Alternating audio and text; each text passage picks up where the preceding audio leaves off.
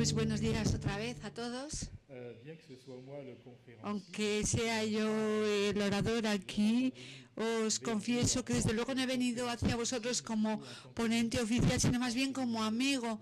Me imagino que lo comprendéis, sino como un amigo que viene a abrir su corazón y a volcarlo en el corazón de otros amigos, dada la particularidad de mi testimonio.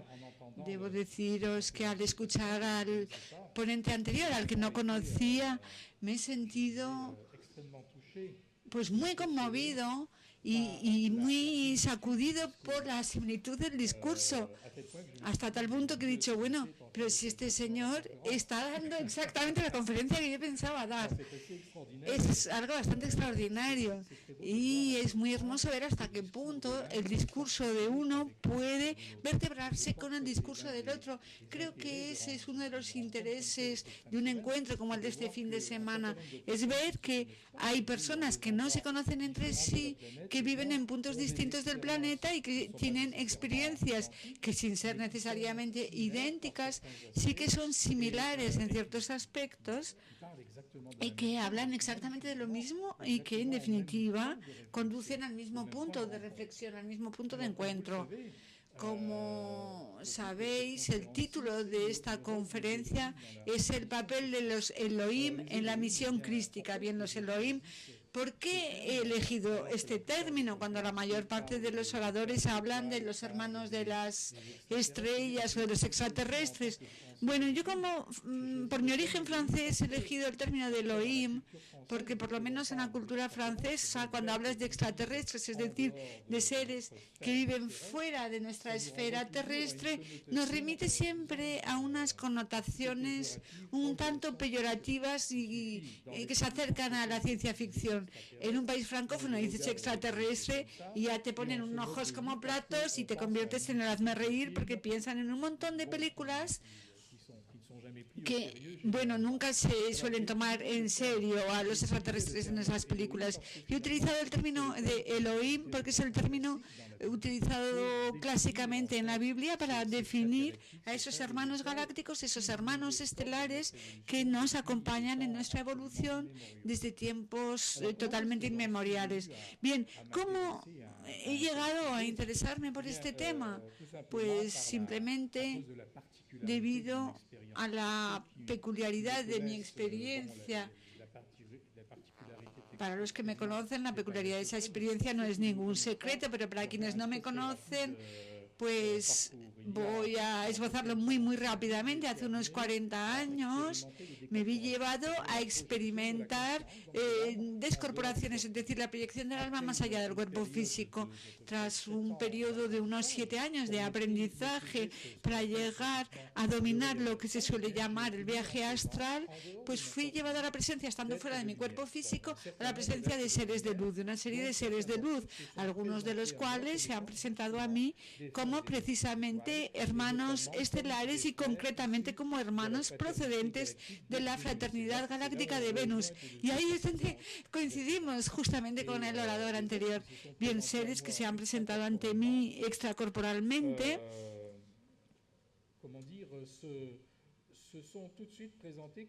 Enseguida se han presentado como embajadores, como los embajadores de una voluntad crística que debía encarnarse en la Tierra. En primer lugar, por supuesto, cuando empecé a tener esas experiencias, seguía siendo era muy joven todavía. La primera experiencia la viví con 21 años, el primer contacto con los Elohim lo tuve a los 28 años, o sea, transcurrieron 7 años y enseguida me volví hacia esa noción de Elohim porque yo lo había escuchado en los cursos de catecismo. Y dice, ¿qué quiere decir Elohim? Y te decía el cura en la tradición católica, traducen Elohim por Dios, pero no es Dios, porque el término Elohim es un término en plural, el plural de Eloah. Elohim significa verdaderamente, según los que han estudiado el tema y los expertos en lengua hebrea, son los que vienen de arriba, simplemente, y en plural, junto a los cuales puedes tomar refugio. Así que ahí hay una noción de protección, y esa noción de protección me ha sido verdaderamente revelada por esos seres a lo largo de las décadas, sobre todo, en primer lugar, cuando ellos me afirmaron que la Tierra, nuestro planeta, era desde la antigüedad bajo el protectorado venusino. Utilizaron el término protectorado, pero yo al principio, cuando era muy joven, no comprendía muy bien cómo la vida extraterrestre podía entrar en interrelación con la venida de Cristo a Tierra, con las enseñanzas de Cristo. Y muchas veces, durante mucho tiempo, me he dado cuenta de que hay dos tipos de herejes en nuestra Tierra: los que se interesan por los fenómenos extraterrestres y los que se interesaban por el aspecto oculto, por las enseñanzas ocultas de las grandes tradiciones, como la del cristianismo, por ejemplo. Y yo con 20, 25 años no conseguía establecer un nexo entre ambos. Y ahí me di cuenta de que realmente había un trabajo por hacer, y que ese trabajo por hacer era el de intentar reconciliar el interés hacia esos visitantes que desde el principio de los tiempos intentan orientarnos y guiarnos, y la enseñanza de los grandes maestros de sabiduría y en especial de Cristo. El tema que se plantea cuando descubres un título de conferencia como el que se le ha dado a esta es: ¿qué es la misión crística? El papel del Elohim en la misión crística, eso, ¿qué significa? ¿Cuál es el papel de nuestros hermanos estelares en la expansión de la palabra de Cristo en la tierra? Todo esto ha ido madurando dentro de mí y pronto comprendí, con ayuda de esos seres, que la noción de Cristo y la noción de enseñanza crística no estaban sujetas en absoluto a una noción de religión, que Cristo no era la propiedad de la religión cristiana, sino un campo de fuerza, un campo de conciencia, evidentemente de un nivel vibratorio muy, muy alto, y que está presente en todas partes, no solamente en tierra, no solamente en todas las tradiciones de la tierra, sino en todo el universo conocido y desconocido probablemente.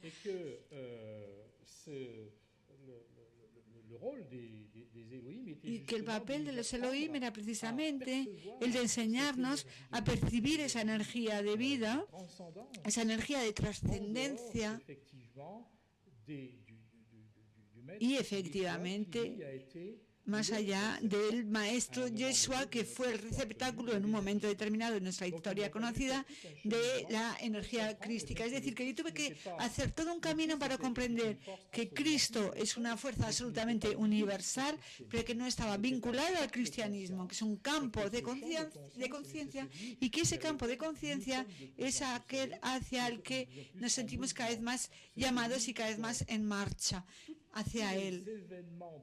Todos los acontecimientos desde el principio de los tiempos hablan sin cesar de un campo de conciencia que se traduce por la emergencia, y antes se mencionó el término, de la emergencia, el surgimiento de un estado de conciencia que tradicionalmente en el cristianismo se llama la aparición, el descenso, la bajada del Espíritu Santo. El campo de conciencia, que es esa bajada del Espíritu Santo, están íntimamente vinculados, y el papel, la misión que se han impuesto los hermanos estelares ha sido la de despojar todo eso del contexto de la religión. Una religión que hasta cierto punto era necesaria, por supuesto, para los pueblos humanos, porque una religión es un parapeto, es una cosa que mucha gente necesita todavía, algo que te da unas normas de vida, una columna vertebral de la cual no pueden prescindir. Pero lo que está claro es que llega un momento en que esos seres estelares nos dicen sencillamente: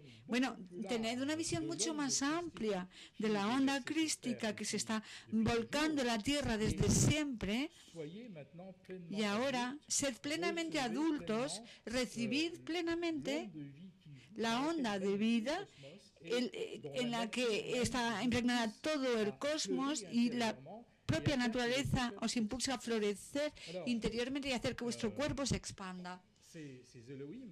Estos Elohim con los que he estado en contacto durante más de 3 décadas y con quien sigo teniendo contactos muy regulares y que se contactan conmigo. O sea, es un contacto en los dos sentidos. A veces voy yo a su encuentro y otras veces vienen ellos a verme cuando no lo espero.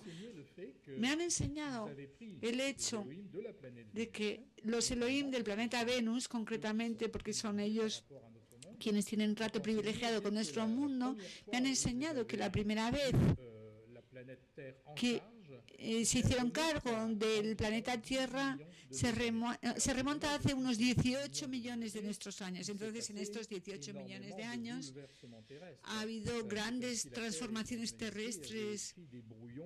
Es como si la Tierra hubiera escrito borradores y luego los hubiera roto y vuelto a empezar hasta llegar hasta nuestra era presente. Y este mundo que generaron hace 18 millones de años, hasta un tiempo sumamente cercano al nuestro, se situaba en una zona etérica en el Himalaya. Y ese mundo ha llegado a nuestra época y luego hemos conocido bajo el nombre de Shambhala, supongo que lo sabéis. El polo de Shambhala, que efectivamente está situado en el Himalaya, se ha desplazado. Antes lo hemos visto en la conferencia anterior, se ha trasladado hacia los Andes. Efectivamente es un movimiento que lleva produciéndose desde hace 4 o 5 décadas, pero lo que es cierto es que el polo del Himalaya todavía no está desconectado. Simplemente está habiendo una transmisión de potencia, la que parece que se está produciendo según la información que he podido recopilar hasta hoy.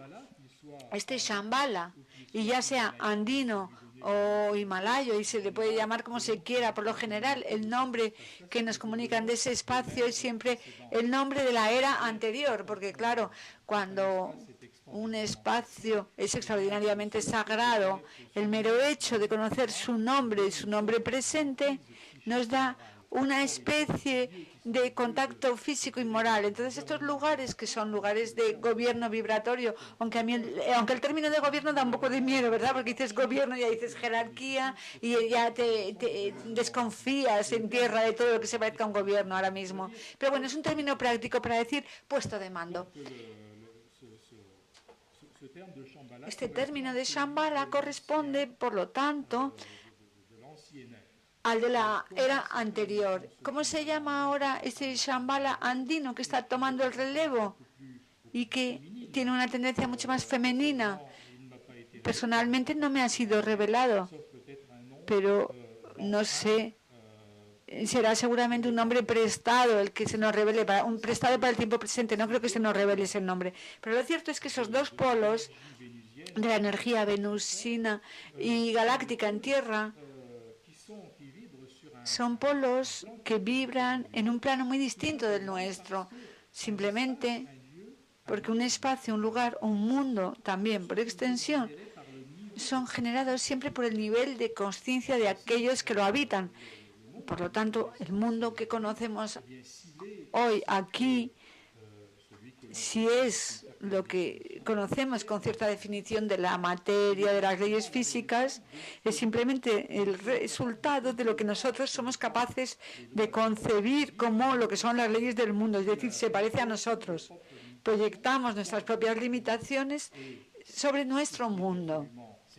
Y lo que es indudable y lo que empieza a ser concebido por varios científicos, entre ellos los físicos cuánticos, es que a partir del momento en que podamos empezar a pensar nuestro mundo de otra manera, es decir, pensar en otras leyes de funcionamiento y, por supuesto, de comportamiento individual, entonces la naturaleza física de nuestro mundo va a cambiar. Es decir, que vamos a vivir verdaderamente y sin que nos demos cuenta, necesariamente en un mundo holográmico, es decir, que corresponde a nuestro universo interior. Y el holograma es nuestra conciencia, es nuestro nivel de conciencia colectiva el que lo genera. Un mundo como el de Shambhala y su homólogo en los Andes, del que se ha hablado mucho esta mañana, el mundo de Shambhala de alguna manera prefigura el mundo que estamos llamados no a descubrir, sino a generar por nosotros mismos. Es el prototipo de lo que nos espera, el mundo de los hermanos estelares y de los Elohim.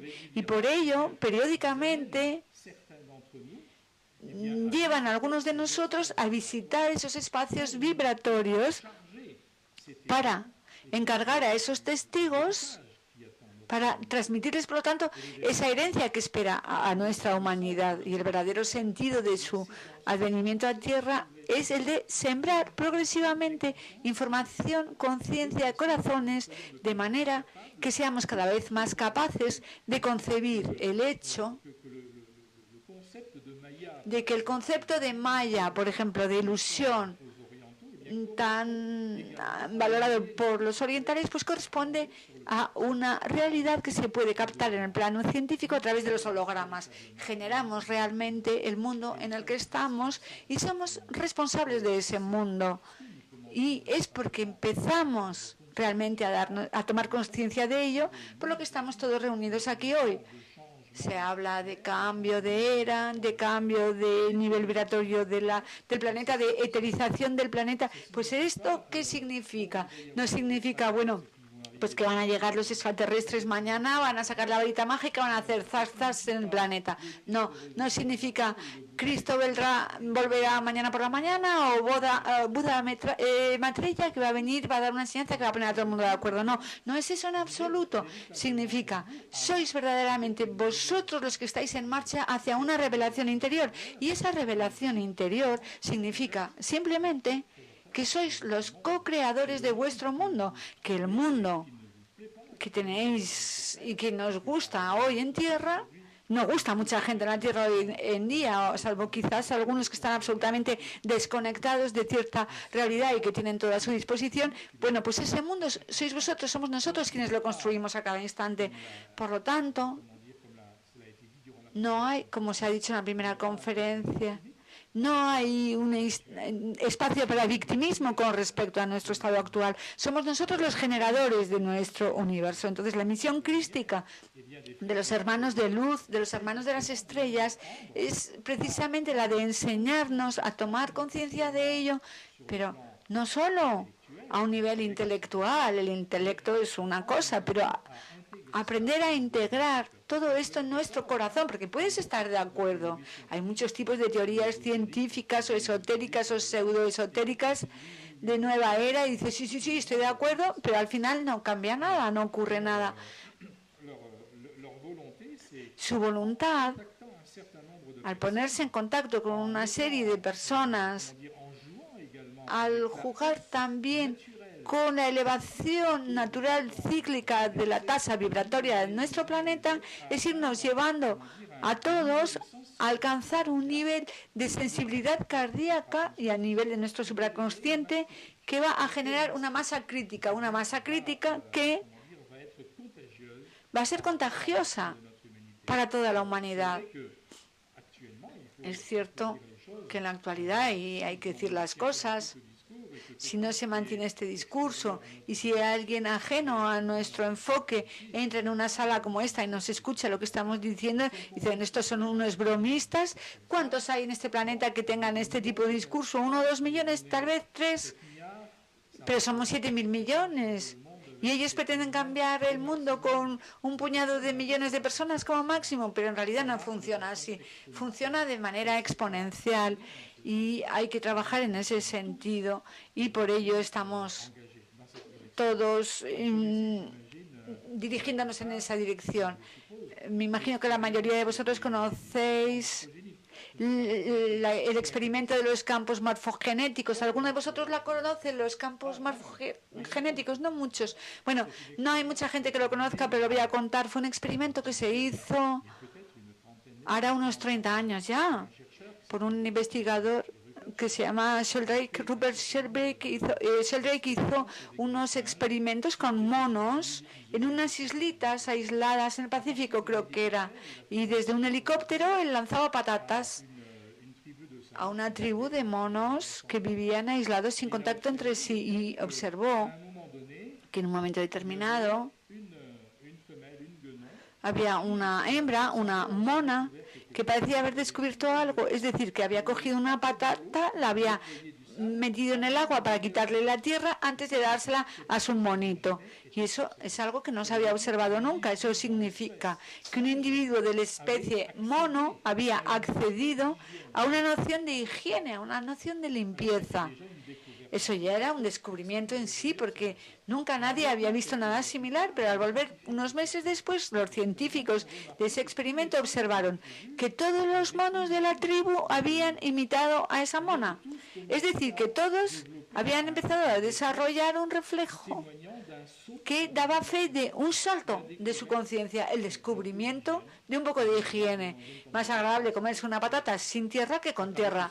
Parece muy sencillo, pero para la especie de los monos era un salto adelante. Pero ¿cuál no fue su sorpresa al descubrir varios meses más tarde que los monos que vivían en islas distantes y que no tenían contacto con los monos de la primera isla, los que habían mutado, pues esos monos hacían exactamente lo mismo?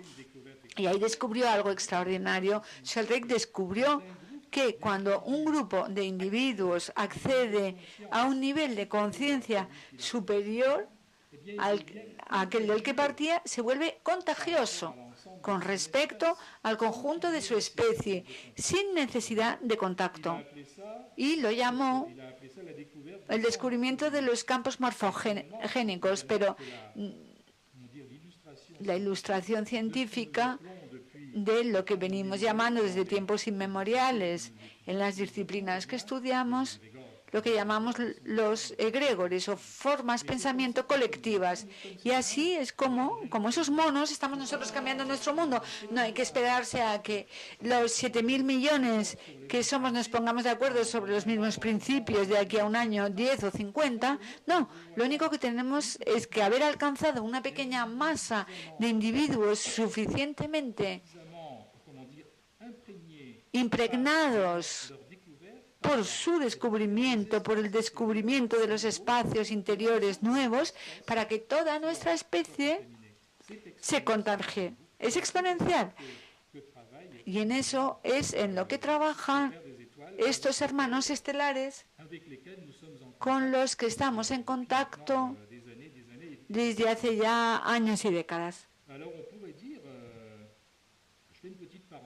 Voy a abrir un pequeño inciso porque hemos visto unas diapositivas preciosas, muy elocuentes, pero que están centradas sobre todo en el lado celta y de América del Sur y Central. Y yo me he planteado la pregunta porque muchas veces he dirigido mi mirada hacia Oriente Medio y Oriente Próximo y hacia África y también hacia Asia, claro, y me he dado cuenta de que en todas las culturas, aunque quizás sea más flagrante en América del Sur y Central, pero en todas las culturas hay referencias a esos seres estelares que vienen a abrirnos de par en par el corazón y la conciencia, a decirnos, no estáis solos, sois los herederos de una capacidad de realización, de autorrealización y de creación de un mundo absolutamente inimaginable y que se basa en el amor, que se basa en la apertura del corazón y de los ojos. Así que me he interesado por culturas relativamente próximas a la nuestra, a fin de cuentas, puesto que hablo de los musulmanes. Hay muchos de ellos entre nosotros y conocemos muy poco el Islam, los cristianos. Desde luego, conocemos menos el Islam que los musulmanes, el cristianismo, que se interesan mucho más por él, puesto que reconocen a Jesús y a Cristo como profeta, mientras que nosotros no reconocemos a su profeta como profeta. Pero bueno, no me voy a extender sobre eso porque no es el tema. Pero al mirar en el Corán he visto que en la tradición sufí, es decir, entre los místicos del Islam, se hacen alusiones muy precisas a intervenciones celestes que no nos pueden llevar a pensar a otra cosa que a intervenciones extraterrestres, digamos. Y aquí he apuntado en esta notita que me he traído algunas frases precisamente que os voy a leer y que demuestran bien el hecho de la universalidad de la huella de los Elohim en esta tierra. En el Corán hay un sufí que ha escrito hace varios siglos: he visto una nube encima de mi cabeza, los hemos visto antes en las diapositivas, he visto una nube encima de mi cabeza en la que había especies de lámparas, enseguida nos damos cuenta de qué es, se elevó por los aires hasta que lo perdí de vista. Otro dice: hay varias tierras en los cielos. Hay varias tierras y cada una de ellas tiene un profeta como el nuestro, un Abraham, un Jesús como el vuestro, etcétera, etcétera. Así que vemos que es algo que, aunque las grandes religiones lo hayan cubierto por un manto de silencio, es una realidad de la cual ha bebido siempre la especie humana desde hace muchísimos años. En África Negra, hay multitud de leyendas que también nos lo cuentan. En Japón, entre los Ainu, es lo mismo. Está el culto del sol, del que se hablaba antes. Para ellos, sus maestros vinieron en una nave que se parecía a una cuna de plata y les ha enseñado el culto solar. Entre los tibetanos, que conozco muy bien por haber tratado con ellos durante muchos años, ni siquiera se habla de ello porque es una perogrullada. Para ellos, Shambhala, ya esté en el Himalaya o en los Andes, es un nivel vibratorio. Incluso se ha hablado de ello como de un trozo de nuestro planeta que hubiera venido a injertarse en la Tierra, es decir, un trozo de energía vibratoria, un estado de conciencia que se ha implantado en nuestro planeta.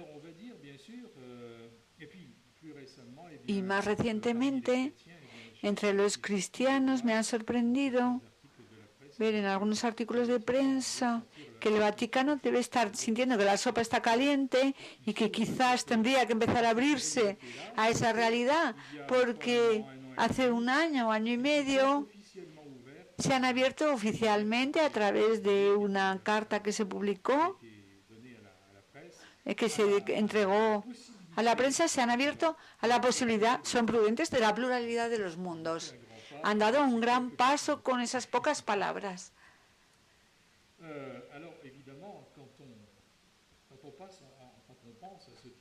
Cuando piensas en todo esto y tú mismo estás convencido de la realidad de nuestros hermanos estelares, de los Elohim y de su misión de despertar, si no han entrado directamente en contacto contigo, lo cual no deja de ser el privilegio de unas pocas personas, te puedes preguntar: ¿por qué tanta discreción?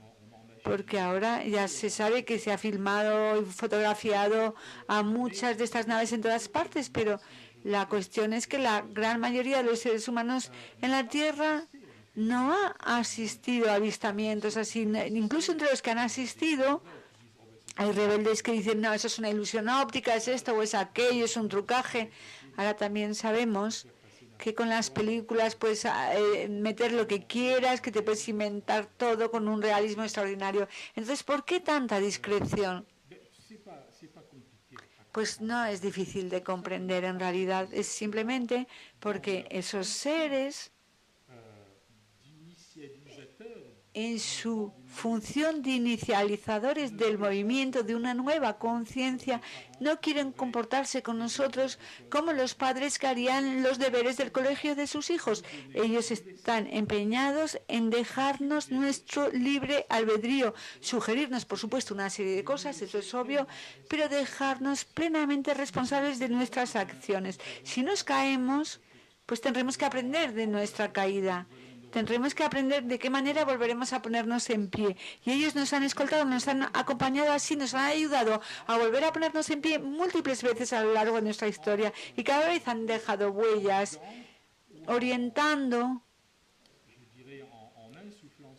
o insuflando en tierra a una serie de grandes seres, de grandes maestros, de avatares que encontramos a lo largo de toda nuestra historia, que puntúan toda nuestra historia. El Maestro Jesús, para quienes saben,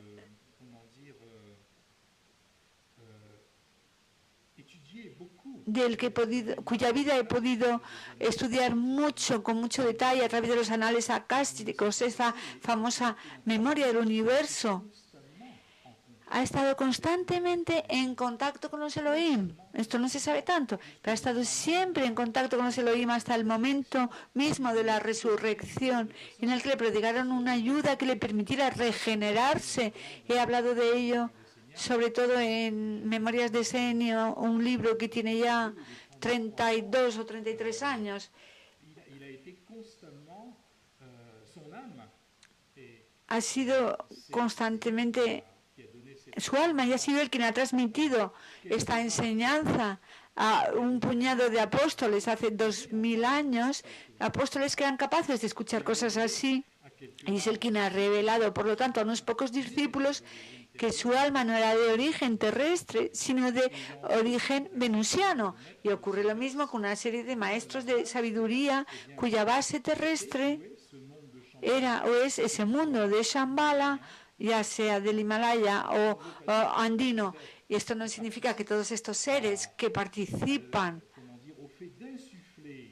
en insuflar la enseñanza crística en tierra sean todos seres procedentes de Venus. También hay terranos que han accedido a este nivel de conciencia, y menos mal, porque si no sería un poco desalentador para los terranos que somos. Pero saber que bajo diversos rostros y adoptando distintas tradiciones, estos hermanos de las estrellas desempeñan realmente el papel de guías para nosotros desde hace muchísimo tiempo, y no pretenden dejarlo hoy, porque intensifican su acción en un momento determinado de nuestra historia, y en el que la Tierra, como ser vivo, como ser autónomo, dotado no solo de un cuerpo, por el que se interesa la ecología, pero también de un alma, de una inteligencia y de un espíritu, esta Tierra, a su vez, avanza, se desplaza por el cosmos, está implicada en un movimiento de ascensión, porque es un ser vivo con un corazón que palpita, y este ser se mueve y cambia de tasa vibratoria, nos lo han dicho antes, con esa medida que nos han dado, que ha pasado de 7.8 a 12 o incluso más ahora mismo. ¿Y qué hace un ser de esa dimensión? Pues como cualquier ser vivo, sigue el movimiento de su evolución, no se va a quedar atascado en su evolución. A contracorriente de la energía de elevación en espiral del conjunto de nuestro universo, simplemente porque la humanidad que lleva y que alimenta no es capaz de seguir ese movimiento. Así que el trabajo nos corresponde realmente a nosotros hacerlo. Es demasiado tarde para darse media vuelta. Creo que las tensiones de todo tipo, las pasiones exacerbadas que vivimos hoy, la multitud de suicidios, depresiones, nuevas enfermedades que aparecen por todas partes y que parecen, sin querer ser pesimista, pero que parecen proliferar a una velocidad exponencial, hoy simplemente son el testimonio del hecho de que nuestra humanidad, y concretamente ciertas personas, no consiguen sincronizar su avance con respecto al avance del planeta. Lo que estamos intentando hacer aquí es precisamente no solo crecer nosotros para integrar lo mejor posible esa realidad, que es una realidad de orden cósmico y contra la que nada podemos, y que nos viene del deseo de la inteligencia divina. No solo que nosotros trabajemos en nosotros mismos, bueno, el término trabajo no es el más adecuado, pues significa lo que significa, pero es que seamos contagiosos. Y creo que todos los oradores de este fin de semana estarán de acuerdo conmigo. Cuando nos despidamos mañana por la tarde, no debemos ser idénticos a lo que éramos cuando entramos en el hotel esta mañana. Es decir, nuestra patria interior, nuestra patria cardíaca y nuestra comprensión y sus utilidades se hayan visto dinamizadas y se sientan un poco más responsables del futuro de nuestro mundo. No basta con decir, bueno, yo lo sé, lo he entendido todo y me voy a salvar, voy a ser parte de los elegidos cuando llegue una nave espacial que llegue, o cuando Maitreya resurja, me va a reconocer como alguien que ha comprendido. No, no es así como funciona. Formamos parte de un único y mismo cuerpo. Cada ser humano es una célula de un gran cuerpo que se llama humanidad. Y esta humanidad es una célula a su vez de otro gran cuerpo que podemos llamar el cuerpo galáctico, que a su vez, etcétera, etcétera. Es infinito. Y debemos convertirnos en células del cuerpo divino de tal manera que células conscientes del cuerpo divino, porque ya somos células, pero volvernos células más conscientes del cuerpo divino, de manera que nos acerquemos a lo divino con mayúscula.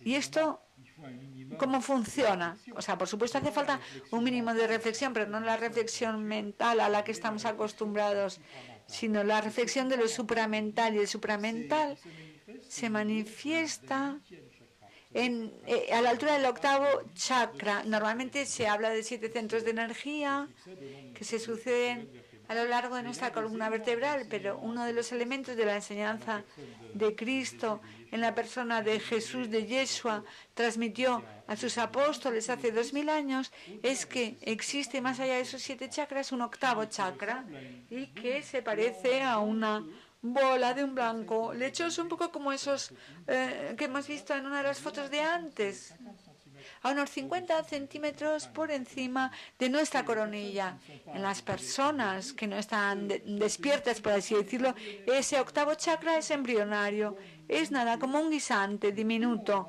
pero cuanto más creces interiormente, ese guisante se va volviendo como un pequeño sol, y ese pequeño sol, cuando se desarrolla,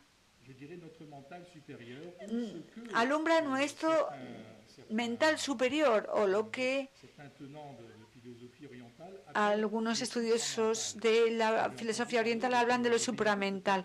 Habéis oído hablar de Sri Aurobindo en India seguramente, y de su compañera Mary, hablaba de un estado de conciencia que ella llamó supramental. Los cristianos gnósticos lo llamaban ese estado de conciencia que permite penetrar más allá del mental ordinario, el sentido de la vida. Lo llamaban el nous, y se habla mucho del nous en el Evangelio de María Magdalena, que es uno de los textos clave del movimiento gnóstico. Pero da igual qué nombre se le dé. Lo cierto es que ese nuevo estado de conciencia pasa por la eclosión en nosotros de ese octavo chakra, que es resultante de la dilatación de nuestro corazón y de la dilatación de nuestras capacidades intelectuales superiores. Y esto nos hace penetrar en un estado de realización para el cual no existe un término verdaderamente. Es el fenómeno de despertar interior del que han podido dar fe los apóstoles en ese famoso momento que se llama el Pentecostés, y con el privilegio de haber conocido a una serie de maestros ascendidos desde hace varias décadas ya, y con mis propias observaciones también de Laura, me he dado cuenta que en un momento determinado, desde despertar de un ser humano, esa esfera que da fe de la presencia del séptimo chakra y de la floración de la conciencia crística, salen 2 rayos de cada lado de la esfera, al mismo tiempo que hay un rayo que cae a la altura de la fontanela y otro rayo divergente sube hacia el cielo. Entonces, cuando ves esa imagen que se forma, tienes realmente la sensación de una paloma que viene a cubrir a la persona a la que estás mirando. Y ese es el motivo por el cual en el famoso bautismo en el río Jordán, en la tradición cristiana, dice que el Espíritu Santo se manifestó sobre Jesús en forma de una paloma, simplemente porque los clarividentes que asistieron al acontecimiento tuvieron esa sensación cuando verdaderamente era la inversión total de la conciencia crística, y hacia eso es hacia lo que estamos llamados, hacia esa investidura de conciencia crística. Jesús ha sido el personaje histórico, pero todos estamos llamados, y esa es la promesa de su enseñanza, la promesa de la enseñanza de los Elohim, de los hermanos estelares. Todos estamos llamados a vivir un acontecimiento semejante en un momento u otro de nuestra evolución, porque como Él somos hijos de lo divino y estamos dotados del mismo potencial de creación, de generación, de autorregeneración. Y ese es lo que nos dicen los hermanos estelares en la misión de la que se encargan en la Tierra, la misión crística. Entonces, entre la misión de Cristo y la misión de todos los grandes maestros de sabiduría y la misión de los hermanos estelares no hay absolutamente ninguna diferencia. Al contrario, hay una convergencia absoluta que nos lleva realmente a tomar una conciencia cada vez mayor del papel de nuestra conciencia superior, de nuestro supramental, pero también del papel fundamental de nuestro corazón. El corazón, simbólicamente, es el punto de encuentro entre lo horizontal y lo vertical. Lo que los antiguos egipcios descubrieron y lo que algunos científicos modernos han redescubierto a sí mismo es que en el corazón humano hay un punto muy pequeñito que está presente. Esto se ha descubierto recientemente. Son unas 40.000 células, eso es nada, 40.000 células en el corazón. Y todos los cirujanos cardíacos saben bien hoy que hay un punto muy preciso en el corazón que les enseñan a localizar, que no tienen que tocar bajo ningún concepto, sobre pretexto de que podría provocar la muerte inmediata. Ese punto, los antiguos egipcios, que estaban al tanto de la anatomía sutil del cuerpo humano, lo llamaban el punto de vida. Y para ellos ese punto de vida era una condensación de Akasha. Akasha es la memoria del universo, es la materia que constituye el soporte memorial del universo. Es allí donde se expresa mejor lo divino. Ese punto de vida, nosotros en Occidente tradicionalmente lo llamamos, no he captado el nombre, lo siento, pero hay unas células que son el átomo semilla, perdón. Este átomo semilla contiene la memoria total de lo que somos y la memoria a sí mismo de nuestra chispa divina.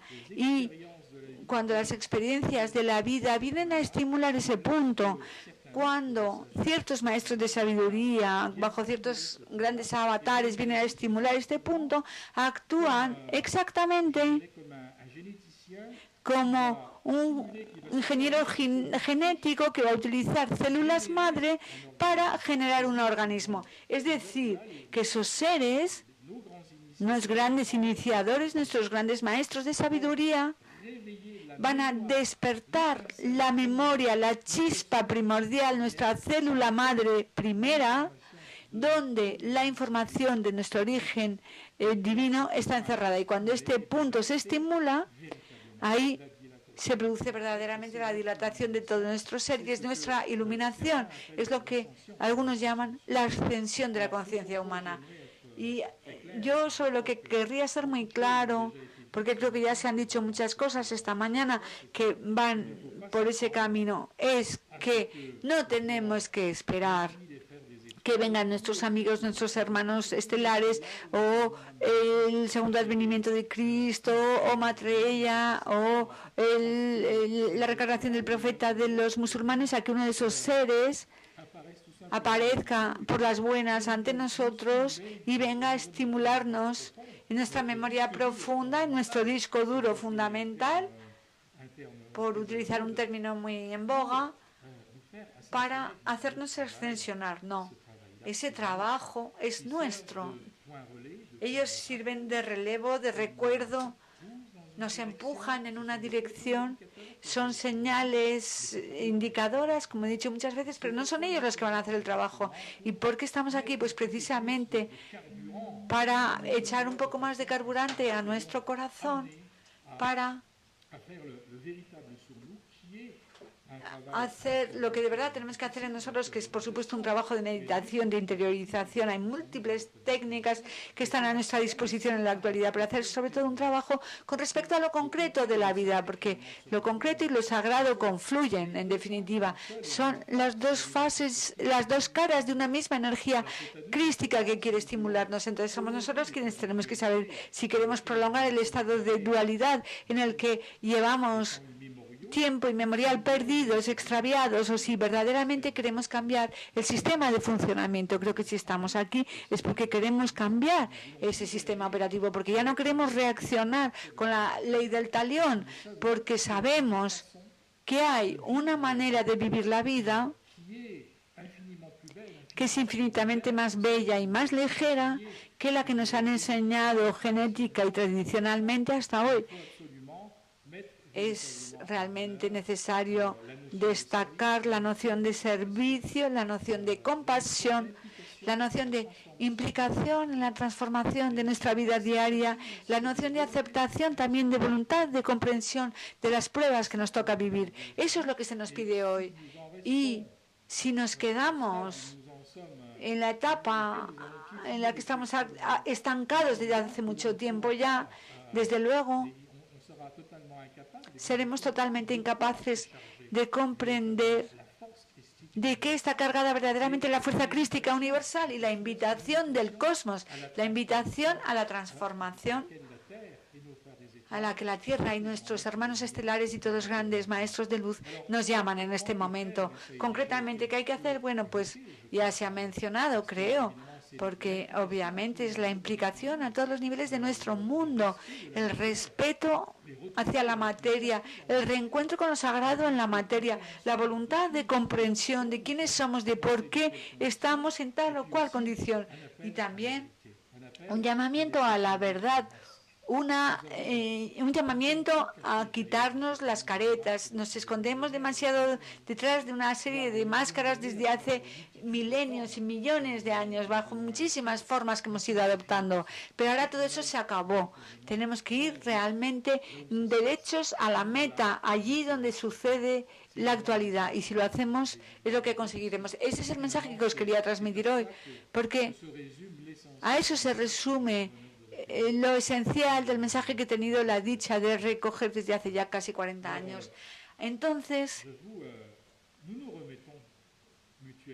os remito, nos encomendamos mutuamente esta responsabilidad de evolución y esta responsabilidad de hacer avanzar a nuestro planeta para que el amor y la compasión no sean algo raro, sino una verdadera fuerza, una energía de transmutación para que tenemos que desplegar y que podemos poner a trabajar, y no mañana, hoy. Gracias a todos.